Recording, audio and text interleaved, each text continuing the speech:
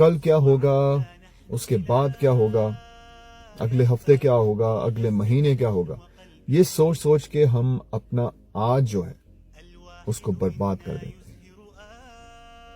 آپ کی زندگی میں کافی ایسی سچویشنز آئی ہوں گی جن کے بارے میں آپ نے کچھ مہینے پہلے سوچا ہوگا۔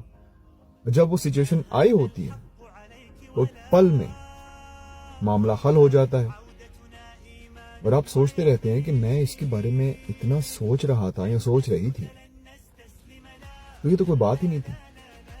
بالکل ایسے ہی ابھی اس وقت آپ کے ذہن میں جو خیال آ رہے ہیں نا کہ مستقبل میں کیا ہونے والا ہے، یہ نہ ہو جائے، وہ نہ ہو جائے، وہ اللہ پہ چھوڑ دیں۔